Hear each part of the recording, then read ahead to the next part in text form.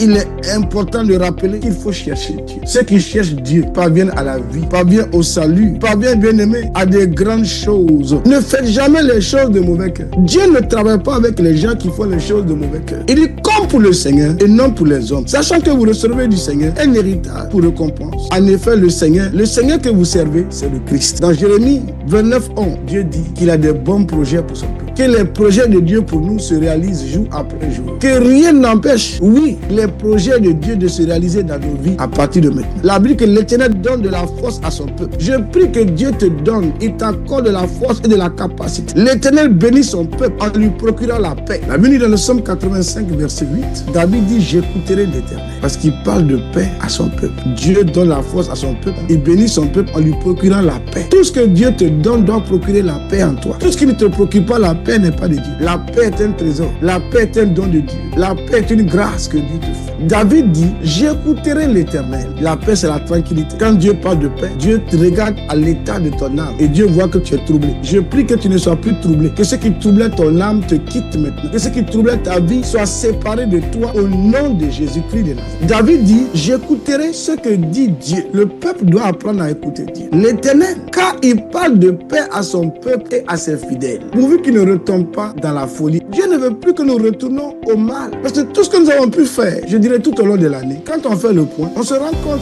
qu'il y a beaucoup de choses que nous faisons, des paroles qui sont de nous, des actes que nous posons, la vie que nous menons, nous ont servi à rien. Mais Dieu nous interpelle. Dieu nous parle de paix. Mon ami, la paix est précieuse. Il faut aimer celui qui te parle de paix. C'est Dieu, c'est l'Éternel. C'est pourquoi tu lis l'Écriture. David dit, j'écouterai ce que dit. J'écouterai ce que Dieu dit. Un enfant de Dieu écoute Dieu. Il dit, le Seigneur promet la paix à son peuple et à ses amis fidèles. Écoutez bien, ses amis fidèles, mais qui ne reviennent pas dans leur folie. Donc, je prie que tu deviens l'ami fidèle de Dieu. Je prie que tu sois parmi le peuple auquel Dieu prend plaisir. Dans Proverbe 19, verset 11, la Bible nous dit que pour parvenir à la sagesse, l'homme doit se maîtriser. Parce que la discipline, c'est la maîtrise aussi. On dit l'homme qui a de la sagesse est là à la colère et met sa gloire à oublier les offenses. Et ce verset-là nous révèle l'importance de la maîtrise. Proverbe 13, verset 3 nous dit, celui qui veille sur sa bouche garde son âme, celui qui ouvre grandement ses lèvres pour sa paix. Ce verset nous met en garde contre le fait de parler sans réfléchir. Soulignant l'importance, bien aimé, du contrôle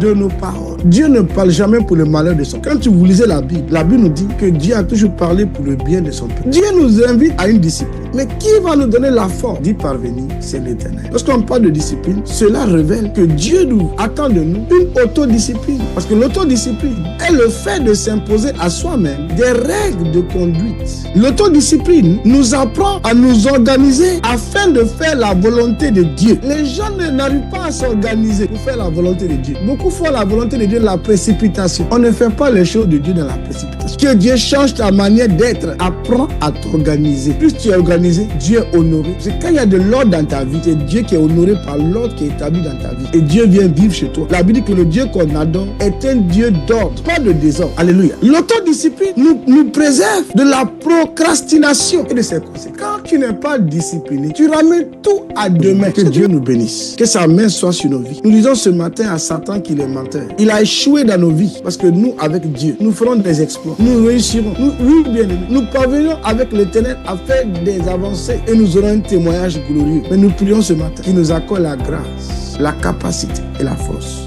Au nom de Jésus. Amen.